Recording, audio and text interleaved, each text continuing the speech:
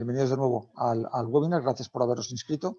Voy a empezar presentándome yo soy Agustín Corral, llevo 13 años ya en Sitra, soy el responsable comercial de la zona de Levante y bueno, como os digo, ya llevo un tiempo en Sitra y me conoceréis otros que os habéis apuntado ya a los webinars. Un poco estamos desarrollando esta herramienta. En Sitra nos dedicamos al agua industrial, tenemos delegaciones en todo el territorio nacional, en Barcelona, Madrid, Toledo, Valladolid, Alicante y la central que está en Castellón. Y a través de eso pues, trabajamos, como os digo, el agua industrial, tanto desde el punto de vista de operación y mantenimiento como desde el punto de vista de ingeniería de plantas de soluciones en lo que es el ciclo integral del agua. Dentro de estas dos áreas trabajamos las problemáticas de la desinfección y la eliminación de contaminantes en aguas de aporte. Y últimamente nos hemos encontrado la problemática de, sobre todo en determinadas industrias agroalimentarias, la problemática de los cloratos, y es por eso por lo que organizamos este webinar. Os explico la metodología que tendrá el webinar. Tendremos 45 minutos de exposición, después tendremos unos 15 minutos de coloquio, donde Cristina y yo responderemos a las preguntas que nos vayáis haciendo a través del chat de preguntas y respuestas que nos podéis a partir de ahí nos llegarán a Cristina y a mí, y como os digo, al finalizar, en los últimos 15 minutos, daremos respuesta a todas las preguntas. Si alguna de las preguntas se quedará sin responder, cada uno de los responsables de zona que os he comentado anteriormente se pondría en contacto con vosotros para aclararos las dudas que hayáis manifestado a lo largo del webinar. En cualquier momento durante la exposición del webinar podréis preguntar cualquier duda que podáis tener. Para el desarrollo propio del webinar contamos con Cristina Ferrer, que es la responsable del Departamento de Operación y Mantenimiento en Sitra y que es bioquímica, está especializada en microbiología y es diplomada en contaminación ambiental por la Universidad de Valencia y tiene una trayectoria profesional muy larga, sobre todo, como os digo, de su formación de bióloga, pues bueno, tiene una gran experiencia en este tipo de soluciones. De manera que yo ya os dejo con ella para que pase a exponer el webinar. De nuevo, gracias a todos. Un saludo. Muy bien. ¿Me escucháis? Agustín, ¿se me escucha? Se te escucha perfectamente, Cristina. Perfecto, gracias. Bueno, muchas gracias, Agustín, por la presentación y la introducción. Buenas tardes a todos también. Gracias por acompañarnos y compartir el interés por esta relativamente reciente inquietud sobre la presencia de cloratos, sobre todo en el entorno industrial, que es lo que vamos a ver. En estos últimos años se han recogido suficientes evidencias científicas para determinar que los cloratos son perjudiciales para la salud humana y, por tanto, se hace necesario legislar y limitar, sobre todo, su presencia en alimentos y bebidas, que es por donde puede llegar hasta las personas. Entonces, ¿qué es el ion clorato? Que es de lo que estamos hablando. Pues el ion clorato y su estrecho pariente químico, el perclorato, que no podemos dejar de llevarlo unido, son aniones de sales de cloro. En el caso del clorato, el estado de oxidación del átomo de cloro es +5 y se rodea de 3 átomos de oxígeno, y en el caso del perclorato pues es +7 y los oxígenos son 4. Son especies coexistentes. Estos iones se pueden combinar con infinidad de cationes que están presentes en el medio y dan lugar a lo que comúnmente llamamos cloratos y percloratos en su caso. O sea que son infinidad de compuestos de combinación de estos iones. ¿De acuerdo? Son una familia de especies, es a lo que vengo a referirme. Entonces, ¿y por qué nos preocupan tanto en este momento los cloratos y los percloratos? Pues nos preocupan mucho porque pueden estar presentes en el agua y de aquí pasar a los alimentos como contaminantes. Esa es la principal preocupación. ¿Y cómo se forman? Pues son subproductos del uso de desinfectantes en base cloro que usamos en el proceso de transformación de alimentos y en el tratamiento de agua potable, como ahora os contaremos ya más extensamente. ¿De acuerdo? Entonces, estos percloratos y cloratos que ya hemos quedado que inicialmente vamos a tratarlos por separado y después ya los veremos como un todo.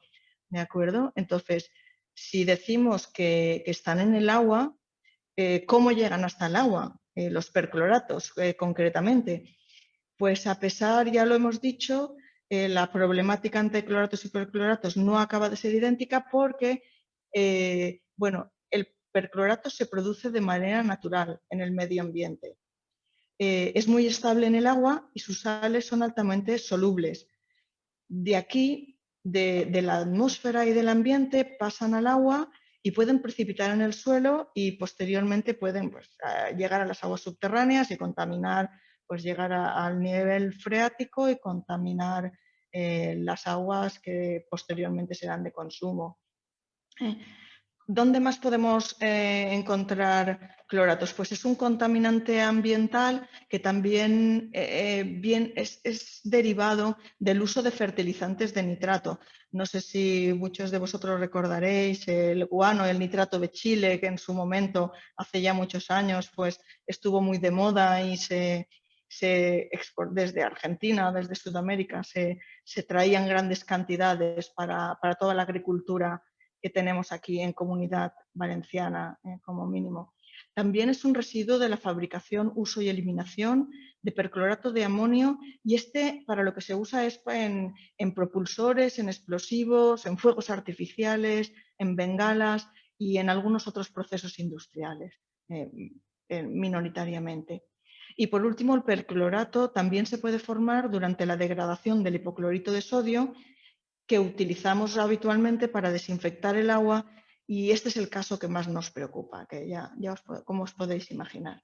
¿De acuerdo? Entonces, los cloratos, pasamos a sus primos los cloratos. ¿Cómo llegan al agua los cloratos? Pues la diferencia más importante es que los cloratos se emplean para usos industriales en distintos sectores y su presencia en el agua y alimentos siempre se considera antropogénica, debido a la actividad del ser humano. Esta es la diferencia fundamental con los percloratos que pueden generarse de manera natural en la atmósfera y de aquí pasar a suelos y a nivel freático a aguas. En el pasado, los cloratos habían sido autorizados como sustancia activa para productos fitosanitarios, en fertilizantes mayoritariamente, igual que los percloratos, pero actualmente en la Unión Europea no se acepta ningún tipo de uso con dicha finalidad, además ya desde 2008, ya hace unos cuantos años. Actualmente, ¿dónde se pueden generar cloratos? Pues se generan como subproductos residuales de activos clorados. ¿Y estos activos clorados dónde los empleamos? Los empleamos en la potabilización del agua y dentro de las industrias para desinfectar el agua de lavado de vegetales o la que se incorpora a productos finales como zumos, bebidas, platos preparados, etc. Este último aspecto es el que comparte con el perclorato y se estima que actualmente es una de las causas de la presencia de ambos derivados en los alimentos, pues su uso como desinfectantes para el agua en la industria. ¿De acuerdo? Entonces, ya los tenemos en el agua, ya sabemos cómo han llegado al agua, cómo llegan hasta los alimentos. Bien, vamos a ver, pues hasta los alimentos, en primer lugar, a través de las aguas de riego, y con las aguas de riego se incorporan a los productos vegetales. Aquí los más afectados son las hortalizas, las verduras de hoja, que son las que están en el suelo en contacto directo con el agua que se utiliza para riego. Pero ya dentro de la industria, los cloratos presentes en el agua se incorporan a los alimentos en la cadena de producción. Y dentro de la cadena de producción, ¿en qué puntos? ¿Cuáles serían los puntos críticos? Pues serían las aguas de limpieza de las salas de procesado, con el agua de lavado de verduras, frutas, hortalizas, etcétera, y o bien con el agua de consumo que se incorpora a producto final, porque hay productos alimentarios que incorporan agua en sus fórmulas, en su formulación o en su proceso de producción. ¿Qué alimentos serían los susceptibles? Para ver en qué sectores son los que se ven más afectados, pues bueno, las frutas, hortalizas y sus productos derivados, incluidos los zumos a partir de estas frutas, alimentos destinados a alimentación especial de lactantes y niños de corta edad, en las hierbas desecadas y las especias, el té, infusiones de hierbas, infusiones de frutas, y en toda la amplia gama de bebidas, refrescos, etcétera, que utilizan agua para su producción, para su fabricación. Entonces, vamos a ver, estos cloratos y percloratos que se han generado en el ambiente por la actividad humana y han llegado al agua y con ella se han incorporado a los alimentos que nosotros vamos a ingerir con la dieta y por tanto nos van a afectar, que eso es lo que vamos a ver. Entonces, ¿qué efectos? Vamos a ver cómo afectan a la salud humana estos cloratos que han llegado hasta nuestro organismo. Bien, pues la Autoridad Europea de Seguridad Alimentaria, la EFSA, tras una evaluación toxicológica de la sustancias, publica un dictamen científico acerca de los riesgos para la salud pública debidos a la presencia de cloratos en los alimentos. ¿Y qué determina en este dictamen? Pues los valores, un poco para concretar, los valores que determina son: para la ingesta diaria tolera hasta 3 microgramos de clorato por kilo de peso corporal, o sea, 3 ppb, 3 partes por billón, tomando como efecto crítico a largo plazo la inhibición de la absorción de yodo en humanos. Esto es lo que afecta a la absorción de yodo. ¿Y dónde participa el yodo en el organismo? Pues los cloratos afectan, ya concretando, al funcionamiento normal de la glándula tiroides, que es la que necesita yodo como cofactor y regula hormonalmente muchos procesos vitales, muchos órganos y procesos vitales en todo el organismo. Entonces, bueno, se podría hacer extensible a muchas partes.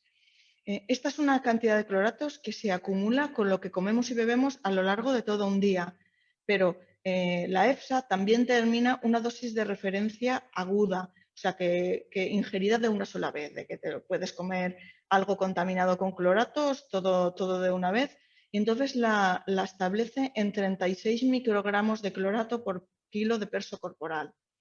¿Esto dónde afecta? Afecta a la formación de metahemoglobina. La metahemoglobina lo único que hace es que pues, tiene mayor afinidad por el oxígeno y, en resumen, nos faltaría oxígeno en el torrente sanguíneo y, por tanto, vamos, para decirlo de alguna manera, nos ahogaríamos o nos asfixiaríamos en este caso, por falta de oxígeno. Y bueno, compromete la oxigenación de todos los órganos y de ahí pues podemos ya establecer todos los problemas derivados.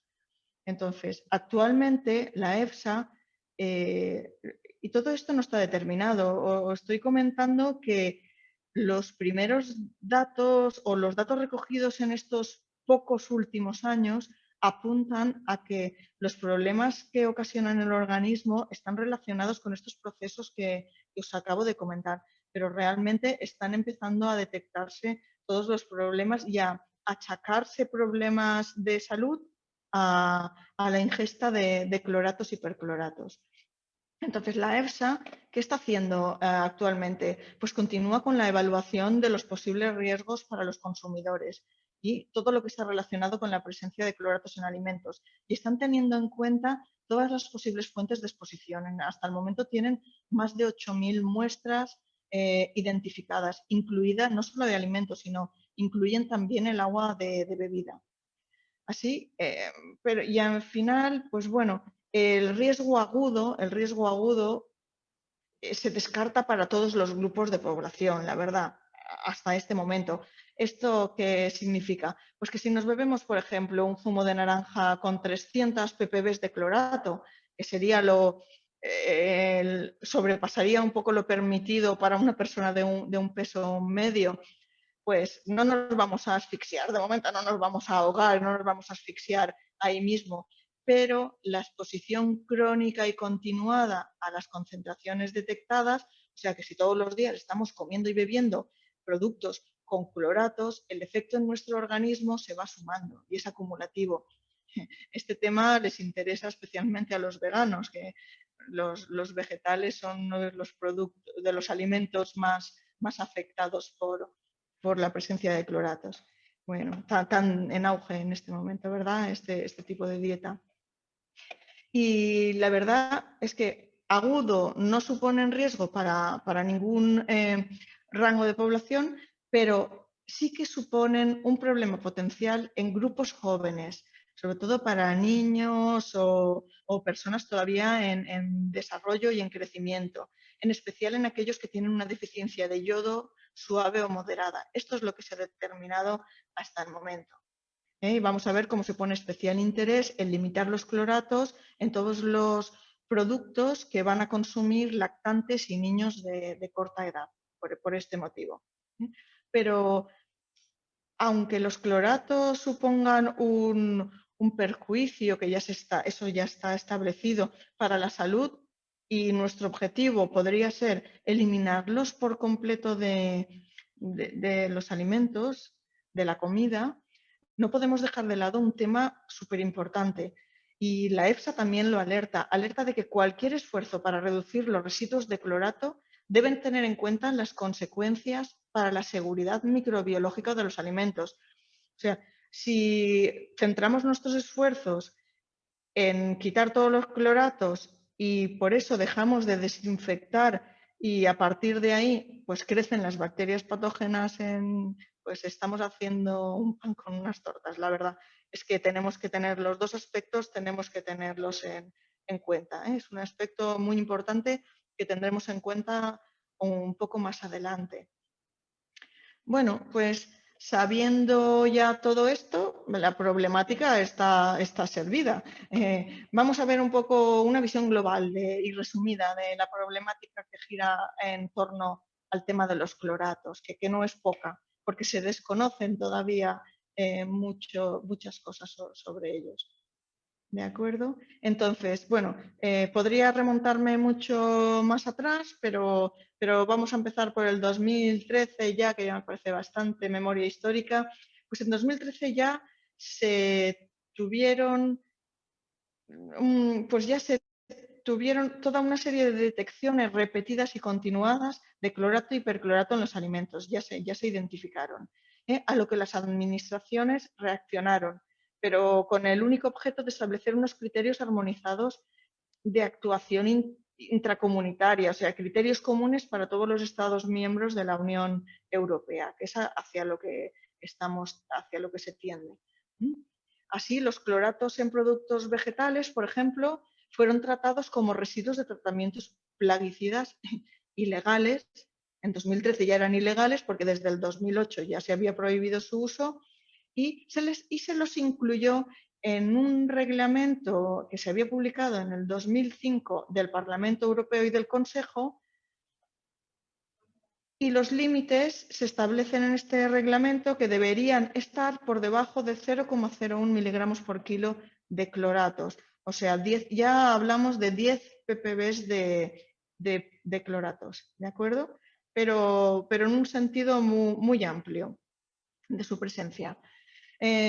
Por efecto de similitud química, la verdad, y porque su detección a veces es concomitante con la de los percloratos, este criterio también se aplicó a los percloratos y bueno, no tenía mucho sentido porque nunca se habían autorizado como plaguicidas, pero se metió todo en el mismo saco. Por eso estamos hablando indistintamente de cloratos y percloratos a lo largo de la exposición.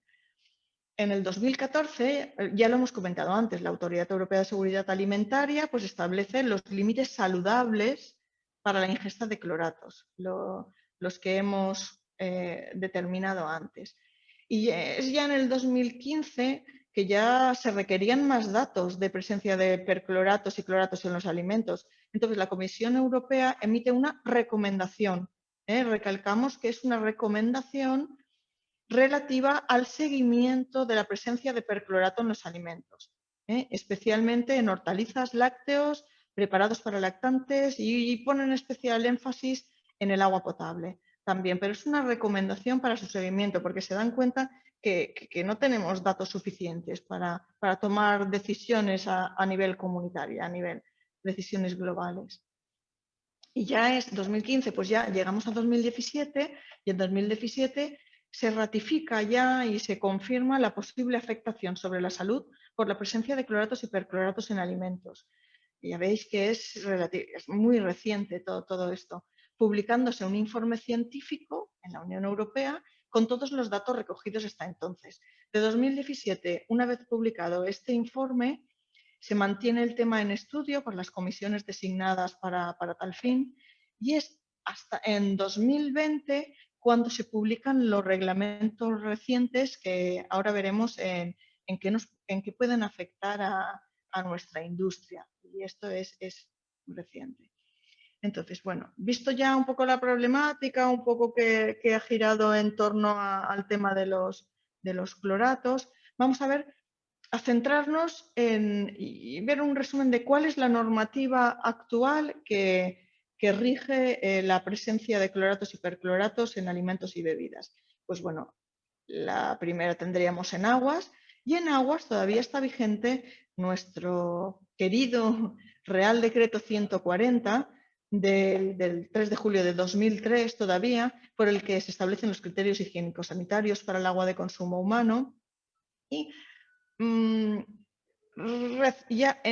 mucho más reciente que los reglamentos para los alimentos, se ha publicado una nueva directiva en la Unión Europea, la 1284 del 16 de diciembre de 2020, relativa a la calidad de las aguas de consumo humano.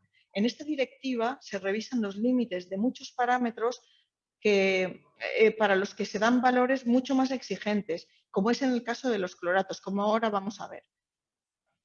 Y esta directiva, pues bueno, veremos cómo da soporte al Real Decreto 140 y se muestra bastante más exigente en muchos parámetros. Esto para aguas.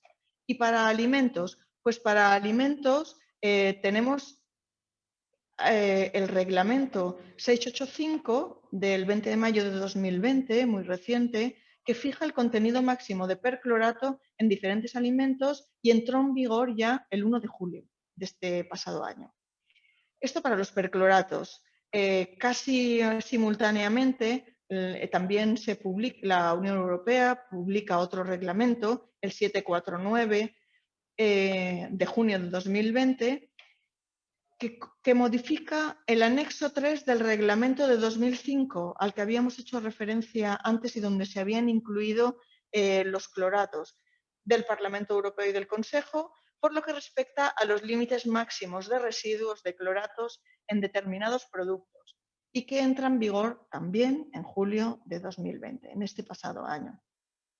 ¿De acuerdo? Pues ya tenemos una foto de qué normativas están vigentes actualmente. Realmente solo hay un Real Decreto, solo hay una ley de obligado cumplimiento, todo lo demás son directivas y reglamentos que nos dan pues, las directrices para actuar en este campo, pero que con el tiempo se convierten en decretos o reales decretos, si es a nivel nacional o europeo.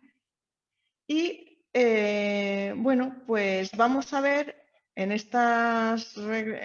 estas directrices cuáles son los límites máximos de clorato en agua de consumo humano, en miligramos por kilo, en ppm. ¿De acuerdo? Pues el 140, que ya hemos estado viendo, este Real Decreto, establecía ya desde el 2003 unos niveles de clorato de cero en el agua de bebida de 0,7 miligramos litro, o sea que son 700 partes por billón. En la nueva directiva de ahora de diciembre, este límite ha disminuido hasta 0,25 miligramos litro, que son 250 ppb. Ahora bien, hace especial mención en que se aplicará un valor paramétrico de 700 ppb cuando se emplee un método de desinfección que genere clorato, en particular dióxido de cloro, cuando se desinfecten aguas destinadas al consumo humano. Entonces, ¿por qué especifican esto? Pues porque el hipoclorito sódico, como desinfectante para el agua de consumo, puede generar cloratos en función de su calidad, con el tiempo de almacenamiento, y el dióxido de cloro se acepta como una alternativa bastante válida para el hipoclorito, para nuestro gran amigo hipoclorito sódico, que nos acompaña ya desde hace tiempo. Entonces se contempla como una alternativa válida ya que genera menos cantidad de cloratos, pero no está exento. Entonces, de este modo, para facilitar su empleo, le hacen especial mención y le marcan un límite un poco más permisivo, realmente el que no menor del que mantiene el Real Decreto 140 desde el 2003. ¿De acuerdo? Estos mismos valores en la nueva directiva se aplican también a los cloritos, que es otra especie que ya hemos visto en esta nueva directiva, ¿de acuerdo? Las mismas concentraciones, pero ya se mencionan, ¿de acuerdo?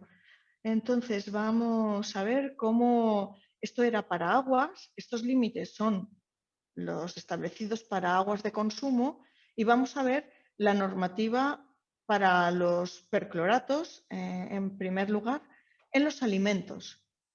Según este reglamento que ya hemos comentado, en vigor el 1 de julio de 2020, los límites establecidos para los percloratos en alimentos oscilan entre un mínimo de 10 ppb, que sería el límite mínimo, y lo especifica muy concretamente para col rizada, para cucurbitácea, el pepino y toda la familia, calabacines, etc. Hortalizas de hoja y hierbas, preparados para lactantes también, y los usos médicos especiales para niños de corta edad. Alimentos en base a cereales también. Bueno, estáis viendo aquí el listado, podéis ver el contenido máximo de cloratos que se permite. En los alimentos en base a cereales entrarían también todos los snacks. Dejan fuera de estos límites los productos lácteos o en base a proteínas para niños de corta edad que no sean de uso médico o para lactantes que están a otro nivel. ¿De acuerdo?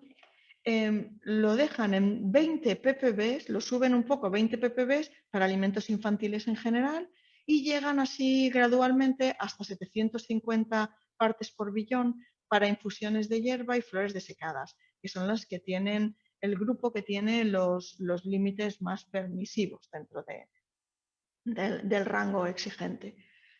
¿De acuerdo? Esto sería para los percloratos en este reglamento, un resumen de los límites máximos permitidos. Vamos a ver el siguiente reglamento, que es el que afecta a los cloratos en los alimentos. Y este reglamento ya hemos dicho que modifica al de 2005, en el que estaban incluidos los cloratos hasta este momento.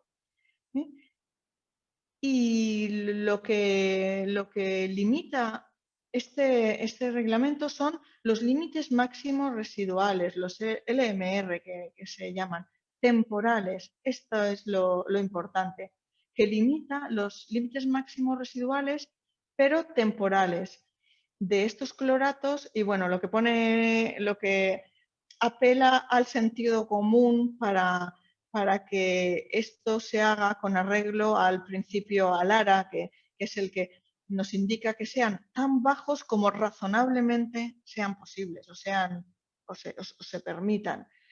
Y tienen en cuenta el uso, para esto se tiene en cuenta que se usa este agua con cloratos para la transformación de alimentos y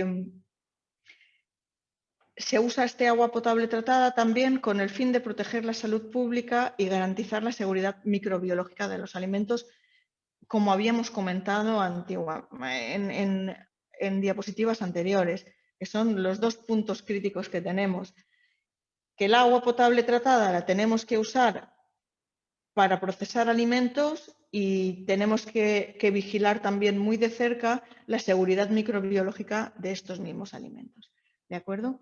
Pero bueno, en cualquier caso, lo importante, lo que tenemos que destacar aquí, que estos límites son temporales y el mismo reglamento establece que estos límites deberán revisarse a más tardar el 8 de junio del 2025. Nos da ahí pues 5 años, más o menos, desde el 2020 que se publicó hasta el 25 son 5 años, y los límites definitivos se legislarán, apunta, en función de cómo evolucione la situación en relación con la higiene, con el agua potable o los avances que hagan los propios explotadores de empresas alimentarias en sus esfuerzos para reducir los niveles de clorato. todo eso están expectantes y todo eso es camino que nos queda por recorrer todavía. En resumen, el tema está muy verde todavía. Se tienen muy pocos datos. Tecnológicamente es un campo que se encuentra en sus primeras fases y lo que hacen desde Europa realmente es marcar ya unas recomendaciones y dar un plazo para recoger todos los datos posibles para que comiencen a implementarse las buenas prácticas en las industrias que mantengan unos niveles de clorato mínimamente posibles, porque ahora veremos que no es tan sencillo. Y bueno, nos dan un plazo. Vamos a ver en estos 4 o 5 años cómo avanzamos y en qué punto nos encontramos de aquí 5 años cuando volvamos a hablar del mismo tema. Espero que sea bastante adelante. ¿De acuerdo? Entonces, vamos ahora, bueno, siguiendo con el mismo reglamento, ya visto a lo que apunta, pues bueno, podéis ver aquí, os presento un resumen porque son varias páginas describiendo en muchos productos alimenticios y aquí os pongo un resumen para que veamos los límites máximos permitidos de cloratos. ¿Bien? Y bueno, afecta a vegetales, frutas frescas, congeladas, semillas, cereales, infusiones, especias, alimentos de origen vegetal, pescados, alimentos procesados o transformados, o sea que abarca toda la industria alimentaria. Y los límites oscilan en este reglamento entre 50 y 700 partes por billón. Por lo tanto, de momento, el reglamento más restrictivo es el de los percloratos, que nos permite hasta 10 partes por billón en algunos grupos de alimentos. ¿De acuerdo? Bien, entonces, ¿a qué sectores? Bueno, ya lo hemos dicho que está ampliamente distribuido para todo el sector alimentario. ¿A qué sectores industriales afecta esta normativa? Pues en la industria alimentaria especialmente, a toda, pero especialmente a las industrias hortofrutícolas, donde se produce lavado de frutas y vegetales frescos, donde se procesan vegetales congelados, a la industria láctea con derivados lácteos, quesos, yogures, a los preparados lácteos infantiles, que ya lo hemos comentado y hemos hecho hincapié, a las industrias de snacks, a las vinícolas también, a los de extractos vegetales, zumos y bebidas en todo su rango, a las comidas preparadas de todos estos alimentos transformados o procesados de nuestra vida y rápida vida moderna, a las conservas, a las mermeladas, especial mención al baby food, todos los alimentos destinados a alimentación de niños y lactantes. Entonces, como podéis ver, los sectores afectados es muy amplio y afecta a todo el sector alimentario e industrial. Entonces, ya lo vengo adelantando, pero me ha parecido que deberíamos detenernos un poco y hacer un poco de hincapié en la controversia que encontramos en el tema de los cloratos a nivel industrial, para que nos quede, porque por una parte se observa incongruencia en los límites permitidos para los procesos que incorporan agua a su producto final. Por ejemplo, en comida preparada se puede emplear agua de red apta para consumo humano con un nivel de cloratos de 245 ppb, según la nueva directiva, y estaríamos cumpliendo con la más exigente. Pero según el reglamento 749, que afecta a alimentos, el valor máximo permitido es de 50 partes por billón. Está claro que en el procesado de un producto alimenticio el 100% no es agua, pero hay varias fases en su transformación, sobre todo en alimentos que sufren transformaciones, en que pueden incluso concentrarse estos cloratos. Entonces, difícilmente estos alimentos van a cumplir con el límite, siendo que el agua empleada para su fabricación está cumpliendo, todos están cumpliendo con su legislación. Un caso extremo ya es el baby food con límites de 10 ppb en producto final, que bueno, son infinitesimal. Las técnicas de laboratorio para la detección de cloratos, el límite mínimo de detección son 5 ppb y los 10, si tienes que estar por debajo de 10 ppb, pues ya rayas los límites detectables, ¿de acuerdo? Entonces, por otra parte, también existe la necesidad, ya tenemos, podríamos eliminar bien, buscamos tecnologías que ya las hay y nos centramos en investigar, en probar, en implementar técnicas para eliminar al 100% los cloratos y lo conseguimos. Pero esto ya hemos visto que implica eliminar todos los productos que actualmente estamos usando como desinfectantes y que consideramos muy necesario para mantener las condiciones de calidad microbiológica en estos procesos industriales, al mismo tiempo que tenemos que mantener niveles mínimos de cloratos. Si eliminamos cloratos y otros cloruros en el agua de aporte a una industria, pues no se cumplirán los residuales mínimos exigidos de cloro libre en los puntos terminales. Eso, según eso ya en cada comunidad o en cada sector industrial lo dejamos a criterio de la autoridad sanitaria competente, pero por regla general esto va a ser así y no podremos evitar la proliferación de bacterias patógenas y otros microorganismos, tan necesario para la salud como la eliminación de los cloratos. ¿De acuerdo? Entonces aquí ya iríamos, una vez visto, tenemos una visión global de cuál es el problema que nos ocupa, cómo está toda la normativa y cómo está legislado tanto a nivel nacional como a nivel comunitario, a nivel de la Comunidad Europea, los cloratos, vamos a centrarnos ya un poco en nuestras industrias y cómo vamos a abordar este problema cuando nos lo encontramos ya en el proceso, vamos, cuando es un problema real de nuestro día a día, que es lo que quería decir. Entonces, en una industria, ¿cuáles van a ser los puntos críticos de control de cloratos? Que es lo primero que se nos plantearía, ¿no? Pues esto nos lleva a toda esta problemática y normativa de cloratos, nos lleva a tener que controlar los niveles, los valores de cloratos a diferentes niveles ya en nuestra industria. Por una parte, en primer lugar, los controlaríamos en el agua, tenemos que controlarlos en el agua de aporte, porque esta, y sobre todo si viene de red, ya no digo si viene de pozo o de otra, pero si viene de red, puede contener niveles mínimos y cumplir con su normativa, pero estos niveles pueden estar muy lejos de los límites permitidos en alimentos. Y en este caso, cuando entren en nuestra industria, deberemos eliminarlos antes de que lleguen a proceso. O sea, ya es nuestra responsabilidad el proveedor o el que nos abastece de agua potable cumple con todos los criterios legales que le exigen, pero ya es responsabilidad nuestra cuando entra el agua en nuestra industria eliminar estos cloratos porque superan lo que nosotros necesitamos para cumplir con la normativa que a nosotros nos aplica. ¿De acuerdo?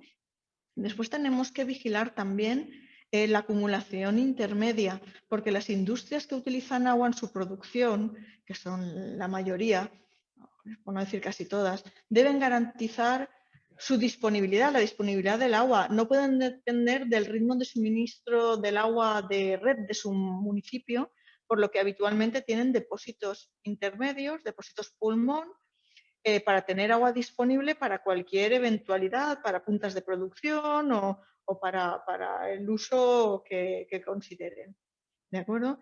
Y lo que quiero apuntar aquí es que en presencia de materia orgánica, que esto todavía no lo habíamos comentado, el cloro libre que contiene como residual el agua de consumo puede generar cloratos, por lo que deberemos mantener depósitos y aljibes de acumulación intermedia en excelentes condiciones de conservación y limpieza. Muy importante. ¿De acuerdo? Entonces, cuando ya le hemos quitado los cloratos a la entrada, hemos acumulado nuestra agua en nuestros depósitos pulmón. Ahora, para garantizar la calidad microbiológica de nuestro proceso y para tener las condiciones de asepsia necesarias para ello, para nuestro trabajo, pues vamos a ver cómo desinfectamos esa parte a partir de ese depósito de acumulación. Entonces, la desinfección del agua de proceso y de limpieza no puede generar nuevos cloratos con la adición de productos desinfectados. Lo más inmediato sería almaceno el agua en mi depósito y ahí le meto un clorador que vaya aditivándome hipoclorito para mantener el residual de cloro que la autoridad competente sanitaria me exige en todos los puntos terminales de mi industria. Entonces, tenemos que buscar alternativas a la adición del hipoclorito sódico, y aquí es donde vamos a tener un reto importante. ¿De acuerdo? Entonces, vamos a ver, pues, qué soluciones podemos aportar. Ya tenemos una foto que nos hemos hecho una imagen global en nuestra industria de los puntos críticos y las problemáticas que ya nos encontramos en esos puntos críticos, y vamos a ver qué soluciones que tenemos para solventar esto. Entonces, en el aporte, que sería el primer punto, pues desde Sitra y en base a nuestro compromiso para dar respuesta a las demandas que ya tenemos de nuestros clientes, ya venimos desarrollando desde hace un tiempo una técnica con resinas selectivas de intercambio iónico con las que se consigue eliminar cloratos y muy eficaz y eficientemente. Otros materiales, porque nos podríamos preguntar, otros materiales de filtración como el carbón activo, por ejemplo, también consiguen en mayor o menor medida eliminar cloratos, cierto, pero se colmatan rápidamente y la regeneración de un carbón, quien los tiene como previos a sus ósmosis o los conoce por abastecimientos o por aguas de consumo, sabe que su regeneración es costosa y no es sencilla. Normalmente pasa por sacar el carbón y cambiarlo por otro nuevo. Se pueden regenerar y volver a poner, pero bueno, son operaciones que como mínimo no son ni ágiles ni baratas. El éxito en gran parte del sistema de resinas desarrollado por Sitra es que se regeneran con mucha facilidad y a bajo coste. Esto es lo que vamos a ver. ¿En qué consiste este sistema? Pues este sistema consiste en una filtración a través de un lecho de resinas selectivas, como ya había dicho, tiene una estructura macroporosa y una matriz que no es el todo, pero es una matriz en poliestireno reticulado. ¿De acuerdo?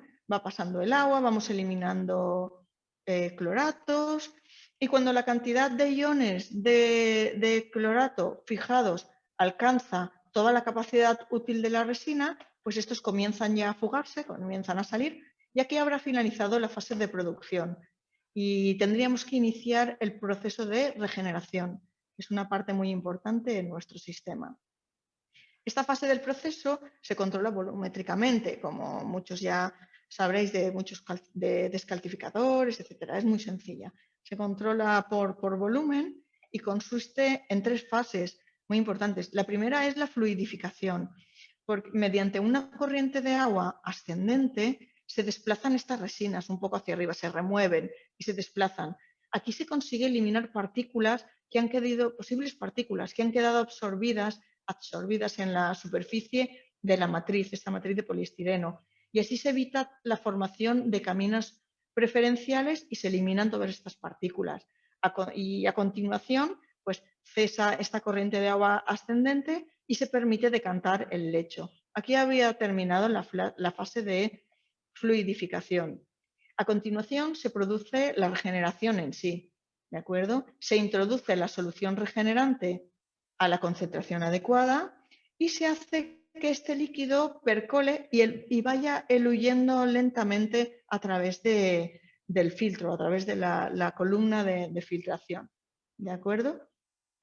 Y la fase final sería el enjuague, porque todo este exceso de regenerante que ha quedado en la etapa anterior es desplazado por agua ya en sentido descendente, en este caso, a muy bajo caudal. Y después de este enjuague, tenemos un enjuague rápido con un caudal un poco más elevado y así conseguimos eliminar las últimas trazas de regenerante. Y a partir de aquí, pues ya podemos comenzar un nuevo ciclo de eliminación de cloratos de producción. ¿De acuerdo? Este sería el funcionamiento básico, que es muy sencillo. Aquí os he querido mostrar pues, un resumen o una pequeñísima parte de todos los estudios que se han llevado a cabo en Sitra para desarrollar este sistema.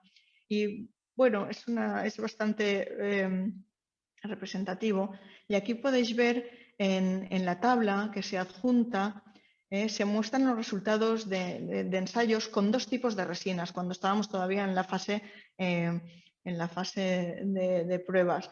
Dos tipos de resinas de todas las que ensayamos, a través de las cuales se hace pasar aguas con concentraciones crecientes de cloratos, añadidos sí en concentración controlada, midiéndose su concentración, como es habitual, antes y después de haberlas eluido a través de una columna que contiene estos tipos de resinas. Aquí, como son pruebas a escala de laboratorio, partimos de concentraciones bastante elevadas de cloratos que van desde 12,5 partes por millón ppm hasta 12.000 ppm. Son muy elevadas, pero queríamos testear que eran capaces de eliminar elevadas concentraciones. En ambos casos, los valores obtenidos en el eluido son inferiores a 5 ppb y como podemos ver en el gráfico, aquí está representado en el gráfico adjunto, los dos tipos de resina, representado por rojo y azul, se consiguen valores inferiores a 5 ppb hasta que se llega a una concentración de cloratos inicial, pues ya que supera los 3.000 ppm. O sea, son concentraciones elevadísimas que no deberíamos encontrarnos en la vida real, en una industria, no deberíamos nunca encontrarnos esta concentración de cloratos tan elevada. Por tanto, pues el sistema es perfectamente válido, eficaz y con todas las comprobaciones que hemos hecho, pilotajes, etcétera, es eficiente también. ¿De acuerdo? Entonces, una alternativa, aquí alguien me podría decir que una alternativa podría ser osmotizar el agua mediante planta de ósmosis inversa, por supuesto, pero lo que sabemos de la ósmosis es que se consigue eliminar en cuanto a cloratos, tienen unos rendimientos de eliminación entre el 80 y el 85% máximo. Entonces, va a depender del nivel inicial de cloratos y, por tanto, en algunos se estudiaría en cada caso. En algunos casos puede resultar insuficiente, aunque puede que en algún caso sea la solución adecuada, pero habrá que estudiarlo de manera individual. El tema de la ósmosis, no la descartamos, simplemente que no es válida para el 100% de las ocasiones. ¿De acuerdo? Entonces, esto era una de las soluciones que proponemos para el primer punto crítico, que es el aporte. Después tendríamos el punto crítico de la acumulación intermedia. Bueno, este ya sabéis que es muy sencillito, porque el acopio de agua en cantidad suficiente para garantizar las necesidades de producción, ya sabéis que es imprescindible en las industrias. El agua de consumo humano contiene un residual de cloro libre para garantizar el grado de asepsia necesario que mantenga la calidad microbiológica y cuando almacenamos este agua clorada en presencia de materia orgánica se generan nuevos cloratos, que esa es la problemática que tenemos, que se pueden generar cloratos de nuevo o nuevos. ¿De acuerdo? La materia orgánica puede... ¿Y dónde aparece la materia orgánica? Pues puede venir en el agua ya de aporte en pequeñas cantidades y dentro del depósito sedimentar y acumularse. O bien puede deberse también al crecimiento de bacterias autótrofas que se encuentran siempre encuentran soporte y protección en las superficies rugosas del depósito y deterioradas en la mayoría de los casos del interior de los depósitos, que pueden ser en obra civil, pueden ser muy antiguos, pueden no haberse mantenido correctamente, y es algo bastante habitual. ¿De acuerdo? Por ese motivo que es necesario, aquí la solución es bien sencilla: mantener los equipos de acumulación intermedia en condiciones de conservación y limpieza. Un buen mantenimiento preventivo para asegurar que esto no ocurra. ¿De acuerdo? Y en el tercer punto crítico que nos encontraríamos dentro de la industria, bueno, pues sería, una vez tenemos el agua, hemos eliminado los cloratos, la hemos acumulado para nuestra seguridad, y la tenemos que, de este depósito tiene que pasar al proceso, pues para que no nos crezcan las bacterias y otras patógenas y otros microorganismos, tenemos que otra vez desinfectar este agua.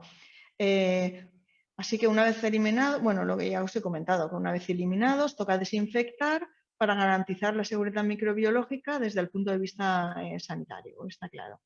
Hay muchos biocidas o hay muchos sistemas de desinfección que podrían utilizarse y se conseguiría mantener el sistema libre de microorganismos como ozono, electrooxidación, ultravioleta.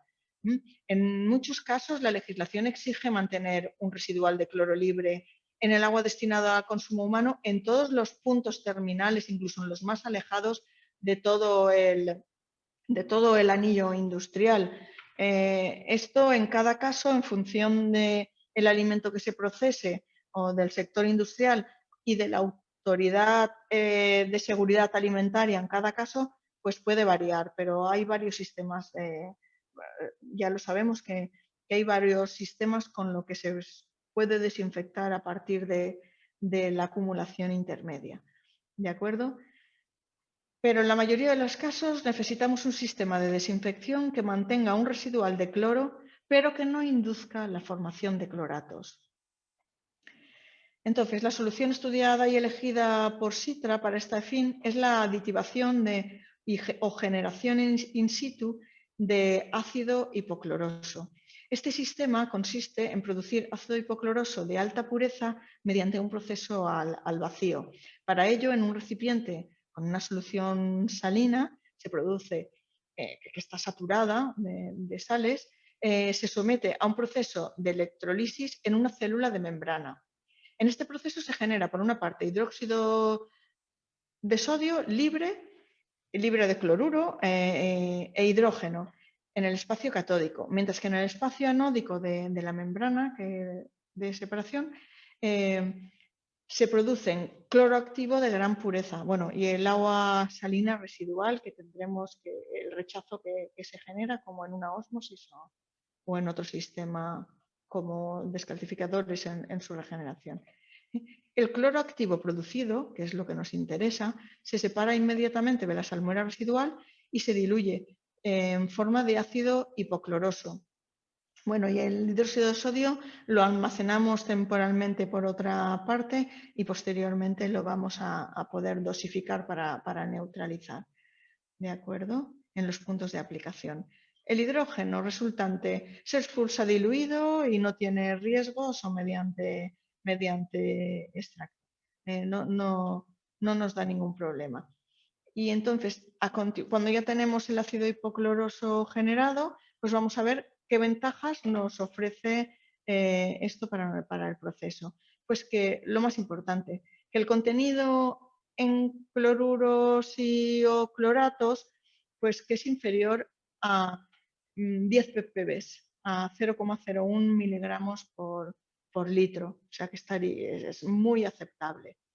Que la desinfección es eficiente, respetuosa con el medio ambiente, la ausencia duradera de microorganismos sin necesidad de transporte porque se genera in situ, no hace falta almacenamiento ni manipulación de sustancias químicas muy concentradas, todo esto son ventajas. Reducción de la manipulación de sustancias, porque solo se necesita cloruro sódico, sal común. El diseño compacto es algo que no ocupa y que es de muy fácil instalación. Y el modo de funcionamiento económico, porque la materia prima es sal común, ¿de acuerdo? Entonces, bueno, pues visto todo esto, ya que vamos muy justos de tiempo, es únicamente deciros que es un rival digno estos cloratos. Así que nos ponemos desde Sitra a vuestra entera disposición para ganar la partida en este reto y en el tratamiento de agua en la industria, porque esto no para de evolucionar y bueno, pues tenemos que estar ahí, tenemos que encontrar soluciones ante los nuevos problemas que nos van apareciendo. Sin dilatarme más, muchas gracias por habernos acompañado y espero que haya sido de vuestro interés. Gracias, Cristina, por la excelente exposición que has hecho de la problemática que hoy queríamos tratar. Vamos rápidamente a algunas de las preguntas que nos han llegado a través de las preguntas y respuestas y, bueno, las que se quedarán evidentemente sin contestar. Como he dicho inicialmente, cada uno de nuestros gestores se pondrá en contacto con ustedes para poder aclarárselas de la mejor forma posible. Creo que ya lo has adelantado, pero unas de las respuestas la han enviado antes de que tú contestaras. Nos preguntan sobre otros sistemas alternativos para eliminar cloratos. Nos preguntan por osmosis inversas o absorciones en carbono activo. Creo que ya lo has comentado, que son eficaces por hasta un cierto punto. La osmosis inversa, ¿verdad?